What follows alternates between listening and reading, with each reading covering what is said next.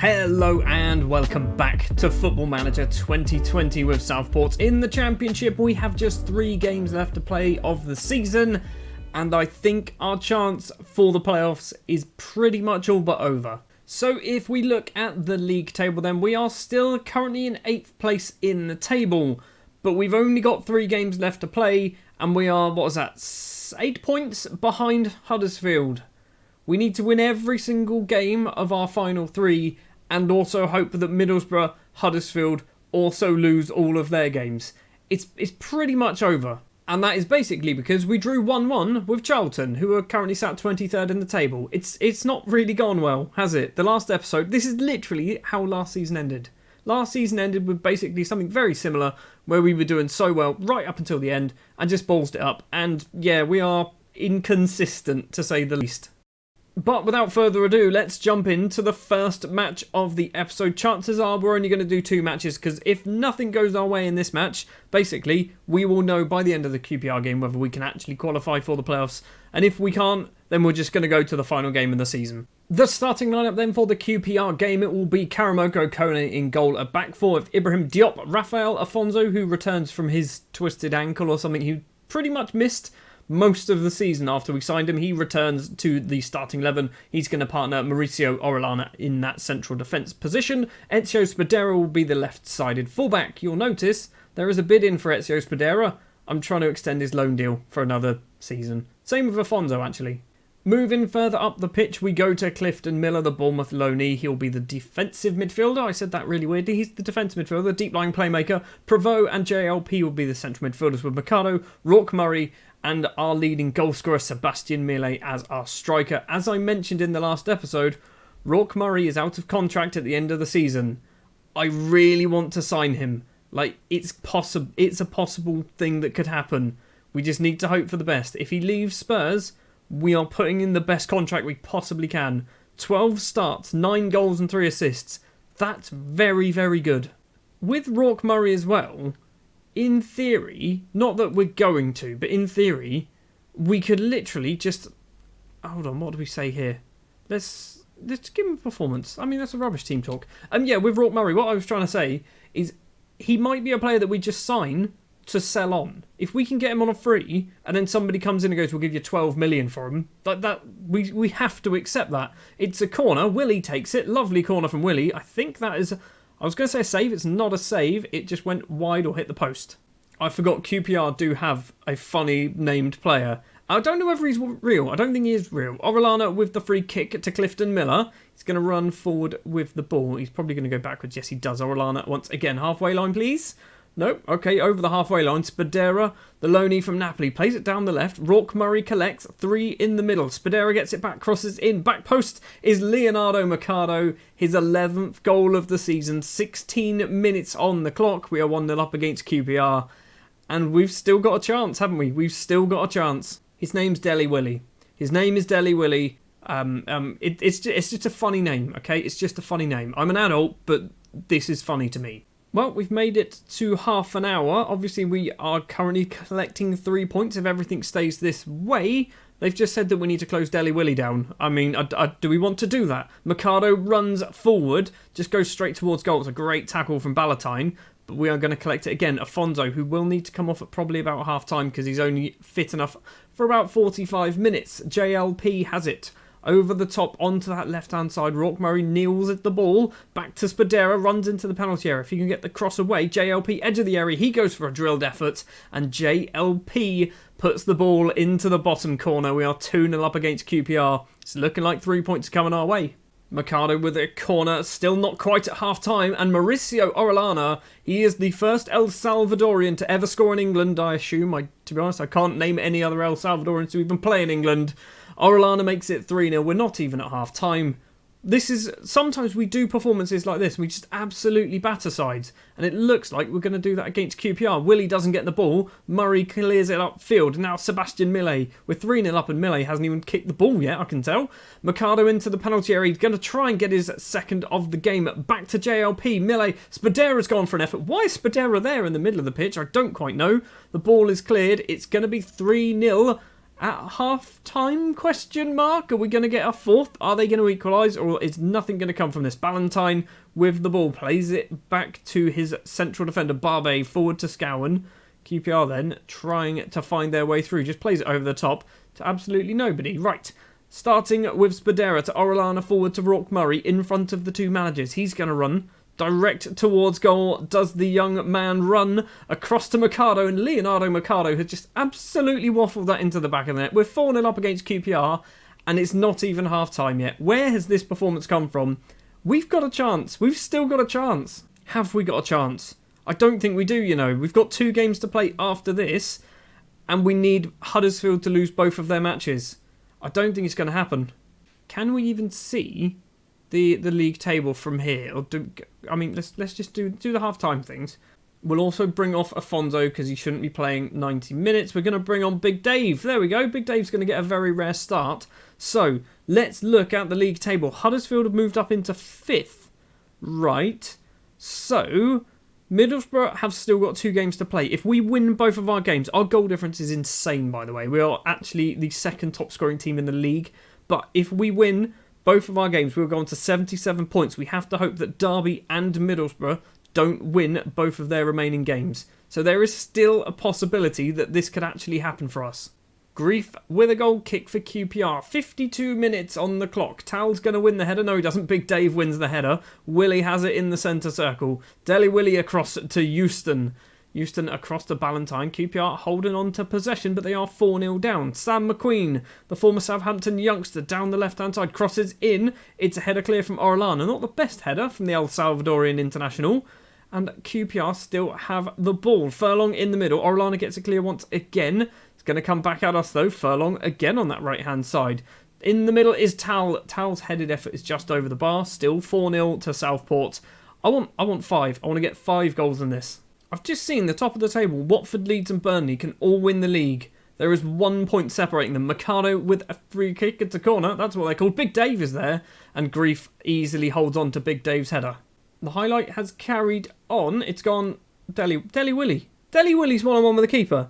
Dele Willie really should have scored then. Dele Willie has scored. It's his first goal of the season. Dele Willie scored a goal against. I'm weirdly happy about this. I mean, we're 4-1 up. As long as we don't lose.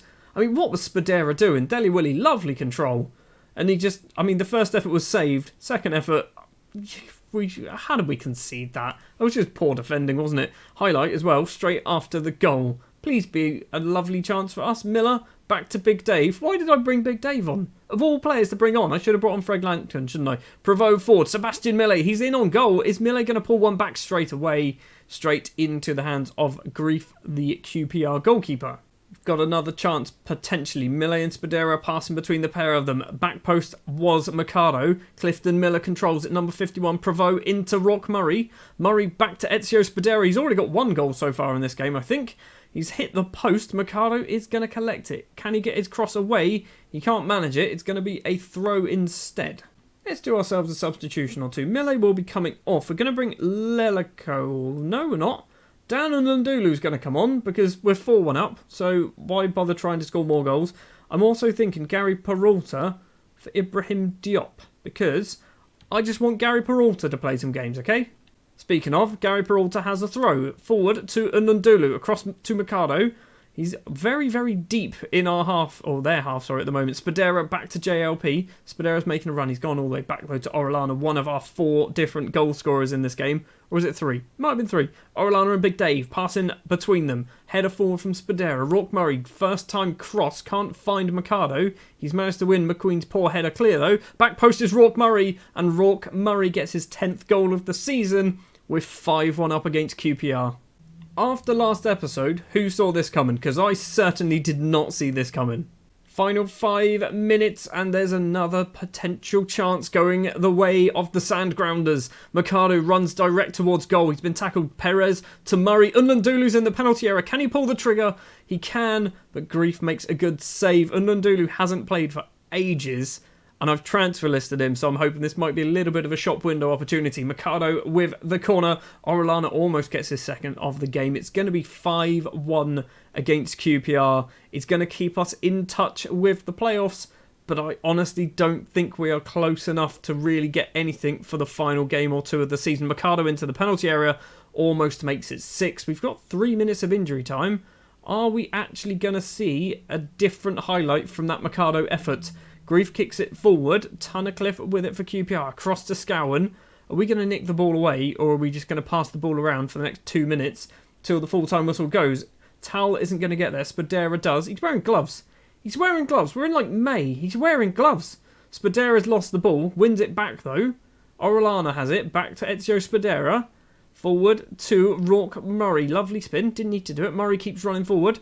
He's got Unlandulu and a couple of other options. Unlandulu goes for a curling effort, and Dan Unlandulu makes it 6-1 against QPR with 3 games to play.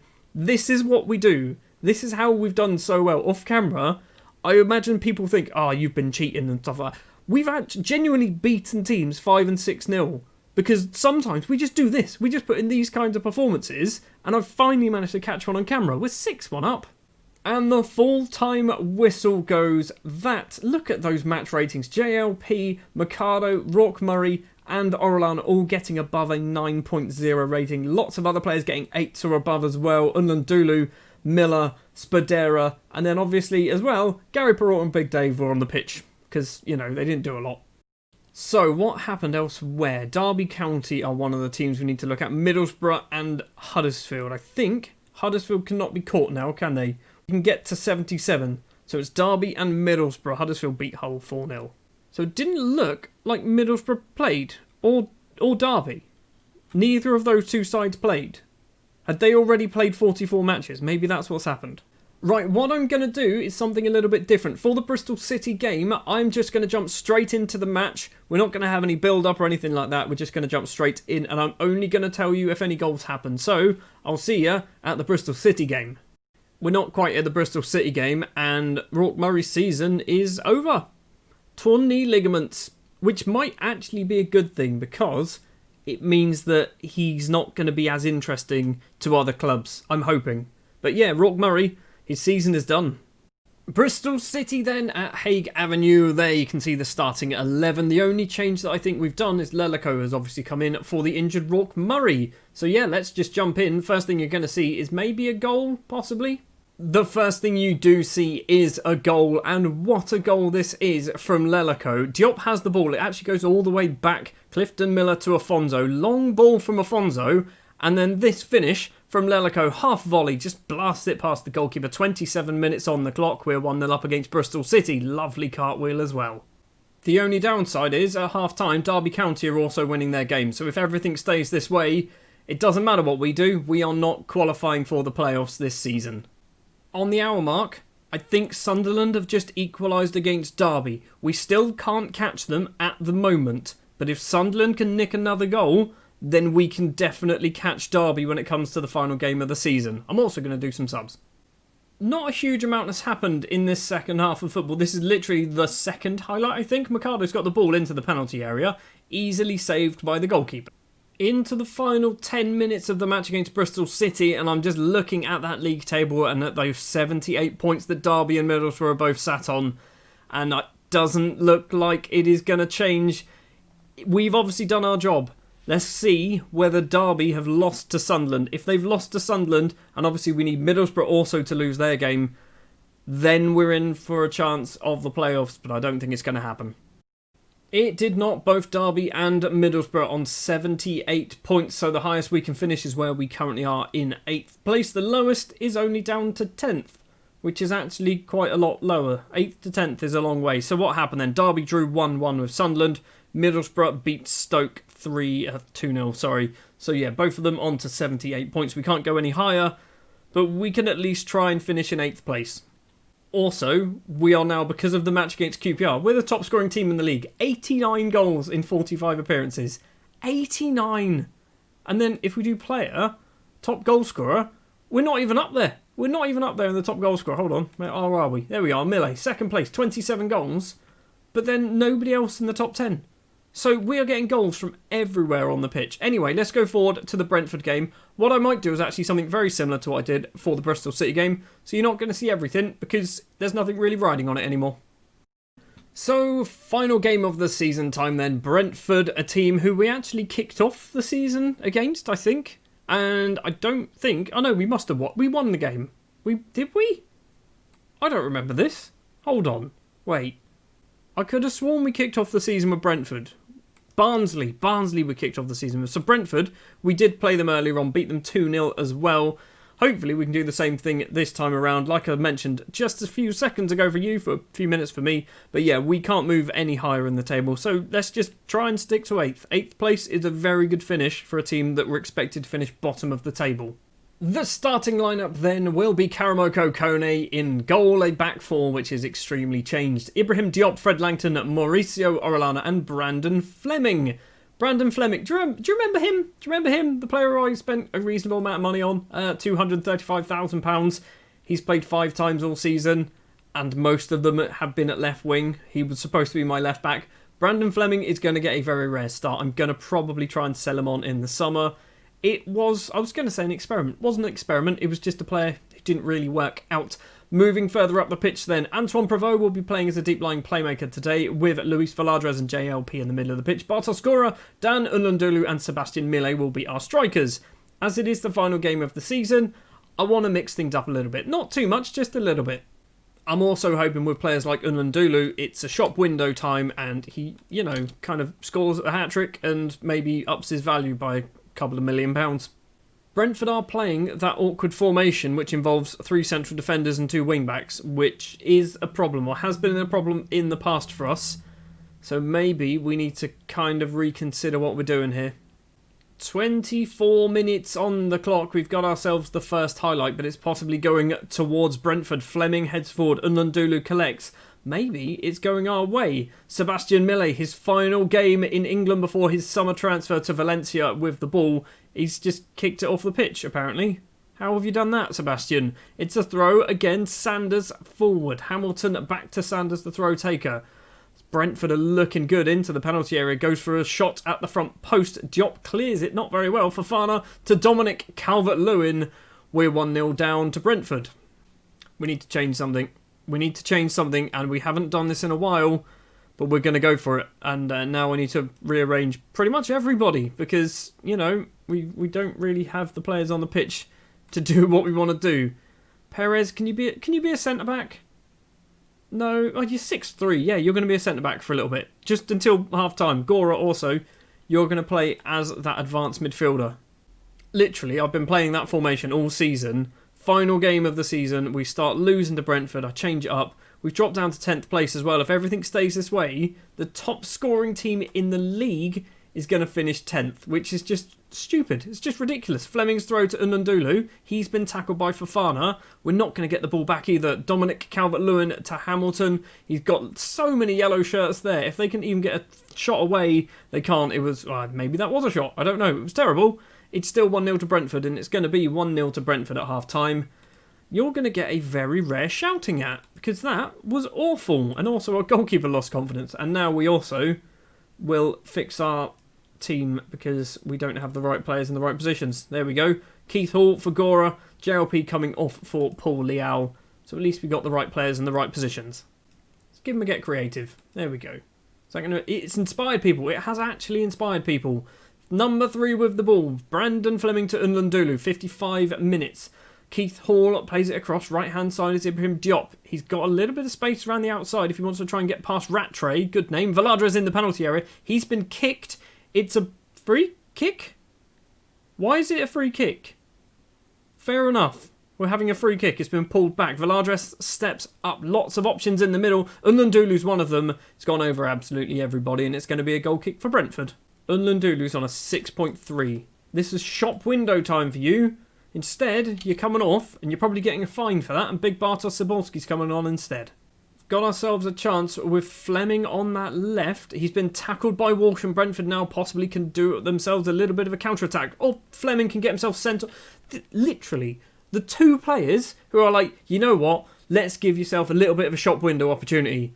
Both of them have gone and got themselves just poor performance, get themselves sent off. Either way, we've just been junk in this match, haven't we? We won, in this episode, we won 6-1, we won 1-0, and then we're just going to have a really poor performance to end the season and going to finish down in 10th. Walsh with a free kick. We've got 15 minutes to play. Dominic Calvert-Lewin makes it 2-0. It's over, isn't it? The season's done. The season's definitely over now. Jordan Stevens makes it 3-0 against Brentford. We cannot play against a 3-defender situation. 3 central defenders and 2 wing-backs. We just cannot play against it. Jordan Stewart with an absolute rocket of an effort. It did kind of ping around in the penalty area for a little bit. But yeah, Stevens just absolutely waffles it. We're 3-0 down. I'm just hoping it stays this way. Just hoping it stays this way. We are literally the top scoring team in the league, unless possibly Watford have scored a few more. But that final game of the season, let's just pretend that never happened. Actually, no, you're coming in for training tomorrow. There you go, everyone agreed. So we finished then down in 10th place, which is kind of a bit harsh. Although, how does that work? It says we were 10th and then we flew up to 5th. We were never 5th. We've never been that high in the table. This makes no sense. We finished 10th. I mean, you can see it there. We finished 10th. 21 wins, 11 draws, 14 defeats. If we can just turn around some of these defeats, and some of them were pretty bad, like the Brentford one, like the Cardiff one, if we can turn some of those around, then next season, playoffs is a realistic chance, isn't it? Also, Leeds have won the league, beating Watford to it on the final game thanks to a goal from John. That was the John who scored against us.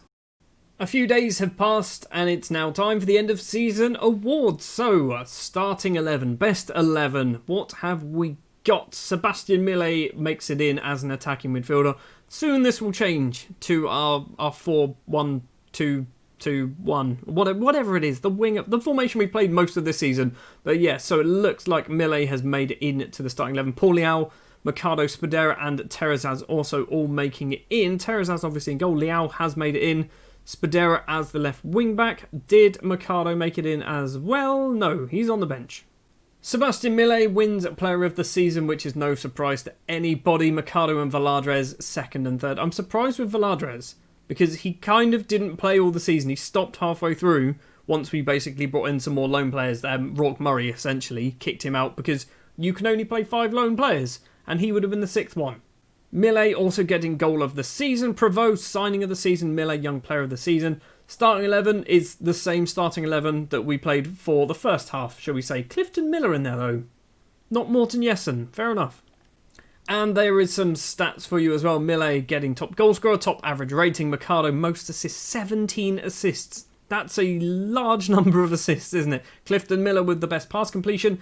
Millet getting loads of man of the match awards. 9 yellow cards between Mercado, Jessen, Leao and Orellana.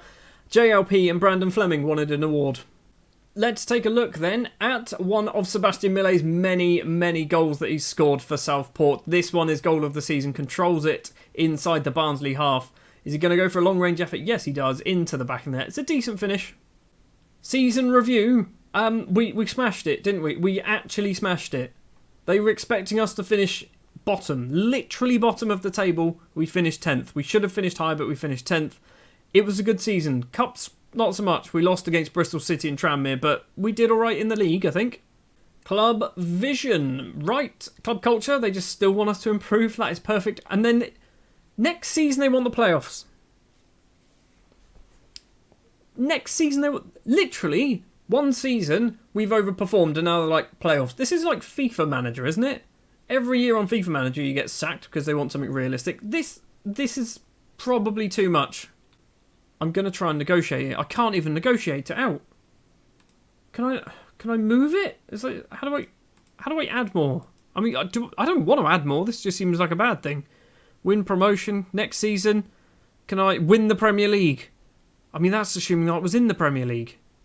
Okay, we're just going to leave as is. Just going to leave as is. Well, next season then, we have to say making the playoffs, right? They're okay with that. They're actually okay with that. Fair enough. Get to pick ourselves a new training camp destination. Let's go to Switzerland. That sounds fancy. Also, this is news. We're building ourselves a 14,000 capacity stadium. The Southport Stadium is going to cost £15.75 million. We're also paying some rent. To who? Who are we paying rent to? apparently that's going to take 2 years to build as well. So we are still playing at Hague Avenue for 2 more seasons because I don't think we're being relocated. And we're also upgrading our youth facilities and whatnot. Also, Antoine Prévost is off to the Under-20s World Cup with France. Good for him. Yeah, so we're still playing at Hague Avenue with 2,000 seated capacity for 2 more years. That's not going to work out financially, is it? A few more days have passed. We've got to the playoffs, which obviously we're not involved with, but we do have our transfer budget for next season. £5.227 million to spend. Our wage budget is just £107,000 per week. So, yeah, we're still not really rolling in cash, are we? We're definitely not rolling in cash. Can we offer Rourke Murray a contract yet? We can't just yet. Is he still... I mean, it's still expiring. This is something that's still occurring. Maybe we can offer it on the 30th of May. Possibly that's when we can actually offer him a deal to try and join us on a permanent basis.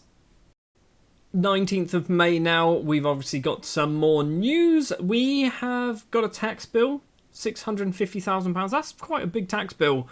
Commercial summary. I always like to look at this. Every time this turns up, I always say I always like to look at this. Because this is how I play Football Manager. For me, Football Manager is a game, particularly when you're a smaller club, of progressing the club, not just winning matches. I would rather take a team like Southport and never win the Premier League or the Champions League or anything like that, but just turn them into a really good club. And this is kind of what I'm doing. So, this season we've made profits in pretty much everything, or increases in pretty much everything. We've lost money in matchday commercial and retail because we didn't play Liverpool in the FA Cup, essentially. We didn't get very far in any competition either. Broadcast revenues, £3.18 million. That's big money. Millet, Murray, Mercado, Valadres and JLP are the top shirt sellers. And budget is... It's not a lot, is it? I do this every year and then they moan. They go, oh, you're spending too much money on scouting. It's fine. Probably. I'll eat this money up through not spending my transfer budget. We've got some more news. We've got a little bit more money. £1.3 million has been paid out to... Is that to the players? Yes, so that's gone to the players, but then we've picked up £4.82 million from the whole parachute payment-y thing from the Premier League, I believe. So a bit more money into the coffers. £8.86 million now. We're starting to actually make a decent amount of money. I'm going to make sure, actually. Let's do that. That's definitely something we need to do. Listen to me. Come on. There we go. Thank you very much. Right. So we've increased our junior coaching, youth recruitment as well. This is what I want to be doing. Come on. There we go. Thank you very much. Anything else whilst we are here? Networking. I think we're probably good for the moment. Let's ask for an affiliate club. Try and get some decent ones. Yes. Sure. Let me pick one. Okay, so our options are England, by the looks of it. Which I guess is fine. I guess that's fine. That's not a problem. So, who do we go for? I mean... Arguably, you go for Aldershot because they're the biggest side in there. Maidstone, Billericay as well, also reasonably sized. I'm thinking Billericay. Billericay have got some money, right? Let's go for Billericay Town. We are 1 day away from being able to try and sign Rourke Murray. I believe it's 1 day away. Sebastian Millet, second top goal scorer in the league. He's also wins Young Player of the Season as well. Well done. Now go and enjoy your time off over in Valencia in Spain because you are going to be missed. Sevilla, sorry. You're definitely going to be missed, Sebastian. You've been absolutely ridiculous for us. 5-star current ability. That's going to be a huge hole. We need to try and find possibly ourselves a very good striker on loan next season to try and fill this gap. Maybe we just try and buy somebody. That is also another option. Maybe we just try and play Lelico, see if he gets any good. Oh, we've got our deal with Billericay. That's cool. That has come through. Thanks for all this information. They're probably not very good. Now it is the 31st of May. Here we go. Oh, he actually wants to join. He actually... £18,000 a week. I can't offer that. This is probably one of the worst contracts you're ever going to see in Football Manager. But he's accepted. £11,250 a week for 3 years... He doesn't have any yearly wage rises. He does have a £25 million minimum fee release, a non-promotion one of 18.75, the match highest earner. It's going to cost us £2.1 million as well, but that is probably worth it. I think that's, even if we just shift him on, even if we just sell him on in January next season for £18 million or something stupid, it's worth it, right? We're doing it.